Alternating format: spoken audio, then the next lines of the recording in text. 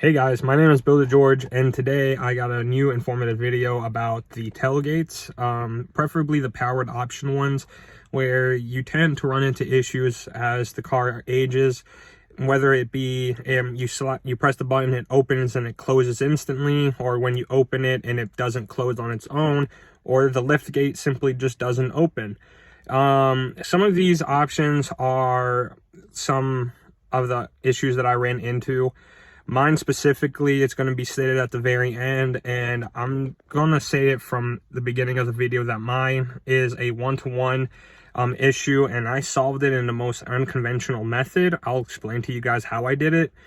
And there's also a bulletin board that I'll be talking about within that third option as well. Link will be down in the description down below.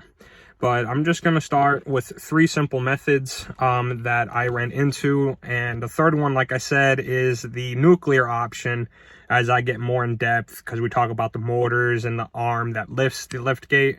But it's going to go from easiest to the hardest, and I'll explain it again. So without further ado, let's start the video. So the easiest issue to come across is this. There is the open button right here, which I will demonstrate for you guys, where it will open automatically. And then we're going to close it. What people don't seem to see is this off button over here. And then if you press off, that means the lift gate is completely turned off. So I'm going to demonstrate what happens.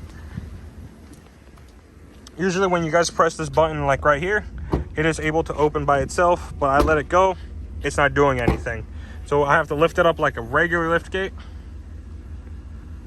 And even when I press the button does not work.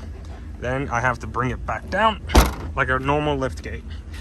People think that there's something wrong with the fuses, but 9 times out of 10, it's this button right up here, guys. Just go ahead and just smack it up and it will open automatically. You see, I just did it by accident. And then when we go to the back, regardless, now that it's on, you can press this button and it will close automatically for you right there. So that's the first issue, and I'm going to flip over to the second one. So the second issue starts from the back. I can't demonstrate it because most of this stuff has already been replaced, but I'm going to go ahead and press this button, and I'm going to walk back and show you guys. Where my hand is right here, the lift gate would stop, then close right back down. 9 times out of 10, it is these struts right here that they were worn out. Go ahead and replace them. I will go ahead and drop a link in the description down below with me swapping out these and my non-automatic Tahoe when I did have it. It is the same process as the 07 and 08 models, and it will replace these. And I'll also have a link in the description down below for these struts right here that I used. These are the same ones on my Tahoe on 08 that I used on these. Now, me personally, this is the level 3 right here that I'm talking about.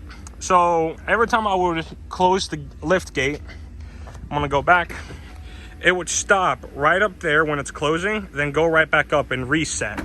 Now, what tends to happen, and I'm about to show you guys, is that this boot right up here is the liftgate harness that connects to the actual liftgate itself and controls all these mechanisms right here for you. These cords, and I'm gonna pop out the boot if I can, tend to get squished, and those squished cords can make a proper connection. How I fix the problem is by yanking this boot forward and bringing up some of these cords. Yes, it actually fixed the problem. I'm gonna post up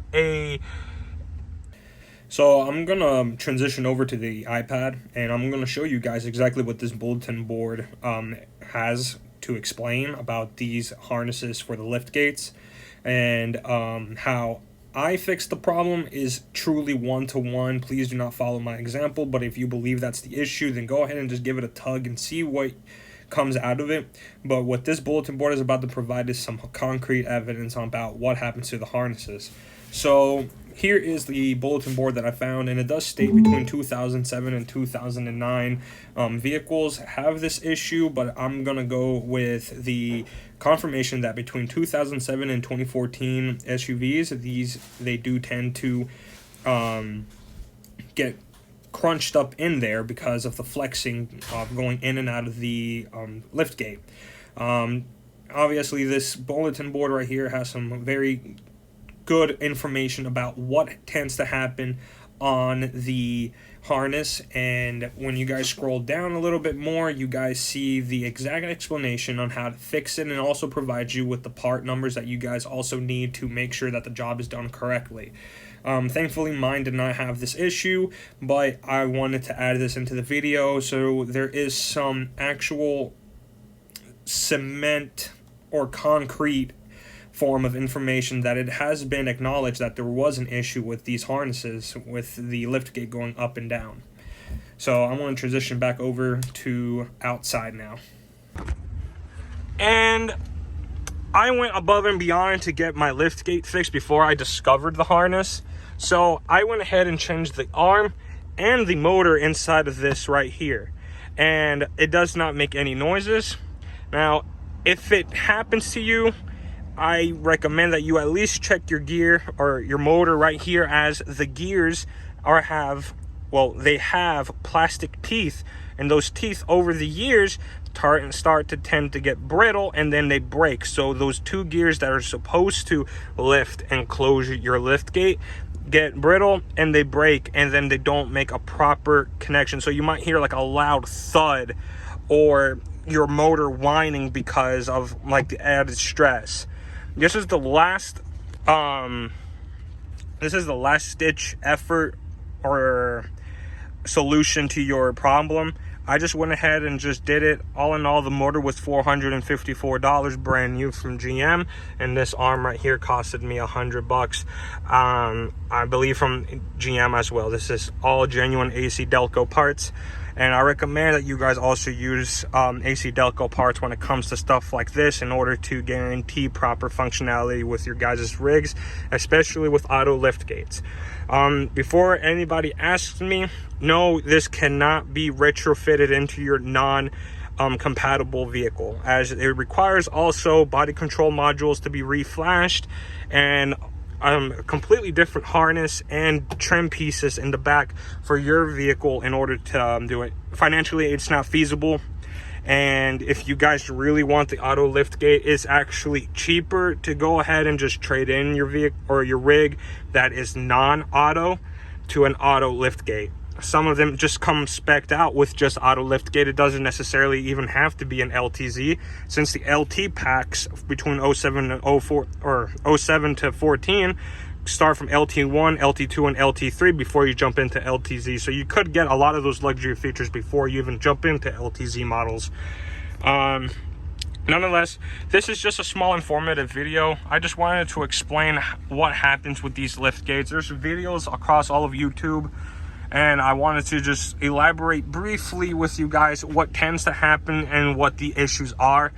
But overall, this liftgate has not given me issues ever since I replaced the struts right here, pulled the harness forward, and obviously I went with the nuclear option, so I went ahead and replaced the motor and the arm. As I do intend to keep this rig for a very long time, it just makes sense to me to just go ahead and make sure I refresh every single piece here and make sure the functionality is perfect. So I'm going to demonstrate it again for you guys, and it's going to close, and that's it, guys. I hope you guys so that was it for the video. Like I said, it was a one-to-one issue, and I just want to be as transparent as possible with you guys about these issues. It won't solve every single issue that people stem across, but I can almost guarantee 70% to 85% of the issues will be solved within this video, and give you guys a helpful guideline and send you guys to the right direction when you guys are trying to also troubleshoot your tailgates. I understand that it's infuriating, but at the same time, getting some knowledge and getting a good foundation to your hunt, and hopefully those three options that I stated also do solve your problem. but it's just to help you guys out. Just like every other video in this YouTube channel, it's questions that I looked up myself and I never find a response for them. So I always make one video and try my best to explain it as much as humanly possible, as I'm just an average Joe like everyone in YouTube, just looking for some answers and hopefully save a couple of dollars while we're doing it. Nonetheless, my name is Bulletin George, and thank you guys for watching this video. Hope to have some more content soon. Other than that, take it easy and have a wonderful day.